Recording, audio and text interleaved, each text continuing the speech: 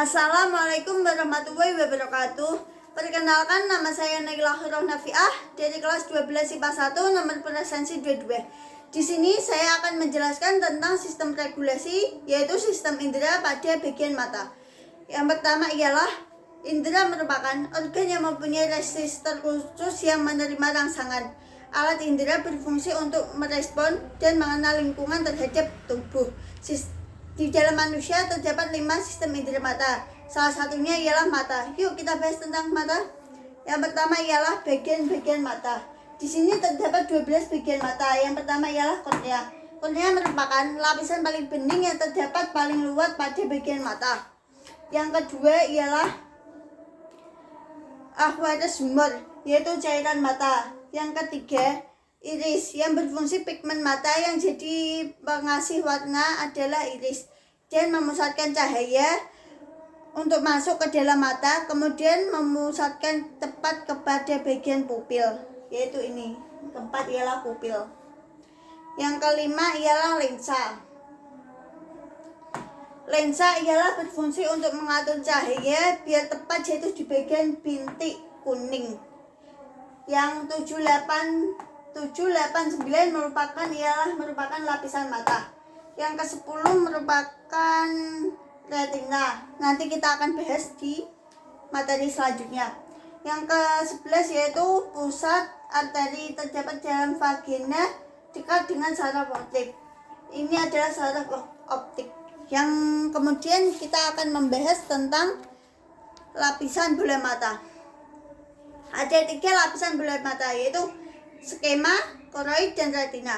Skema merupakan bagian paling luar. Skema merupakan bagian yang tidak tembus cahaya dan terdapat kornea untuk digunakan menangkap cahaya, dan terdapat pula aqueous humor ini tadi. Yang kedua ialah koroid, merupakan bagian paling tengah yang terdapat pembuluh darah, iris, pupil maupun lensa. Yang ketiga ialah retina. Retina merupakan bagian yang paling dalam di dalam mata, yaitu terdapat banyak cairan mata atau aqueous humor. Yang kedua, terdapat banyak adanya bintik putih, yaitu bintik kuning atau disebut fovea dan bintik buta. Yang ketiga, terdapat 2 sel, yaitu terdapat ada 2 sel yang ada di mata. Yang pertama ialah sel batang yang melihat dalam keadaan redup dan pigmennya rhodopsin. Yang kedua adalah sel kerucut, melihat pada keadaan terang, nama pigmennya ialah iodopsin. Yang ketiga kita akan membahas tentang mekanisme melihat. Cahaya akan masuk atau ditangkap pada bagian mata yang pekat pada cahaya, yaitu kornea.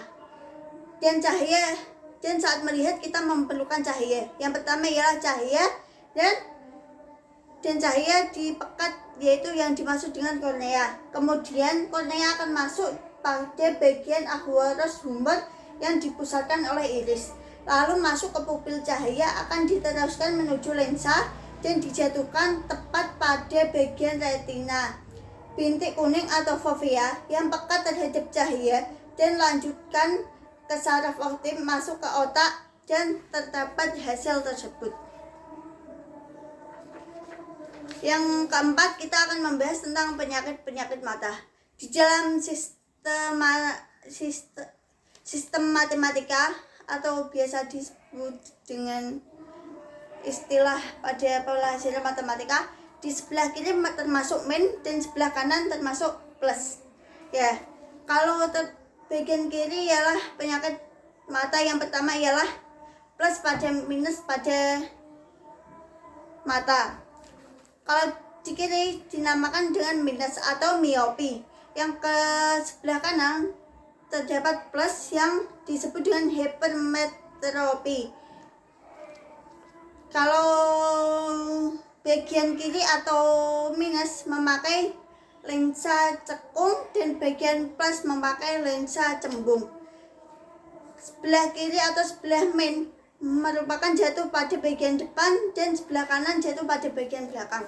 Yang kedua ialah astigmatisme, yaitu permukaan tidak rata sehingga pemantulannya tidak sempurna.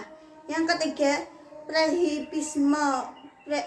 presbiospi, mata dua jadi tidak bisa dibantu. Yang keempat, katarak, karena ada penimbunan sehingga harus dibuang putih-putihnya atau gara-gara lensa mata keruh. Yang kelima, horoptalmia, gara-gara mata kering atau kekurangan vitamin A.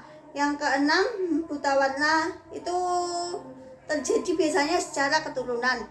Yang ketujuh, julin ialah otot mata. Yang kedelapan ialah keratamalasi, yaitu gara-gara bintik putih. Itu saja yang dapat saya sampaikan, semoga bermanfaat. Wassalamualaikum warahmatullahi wabarakatuh.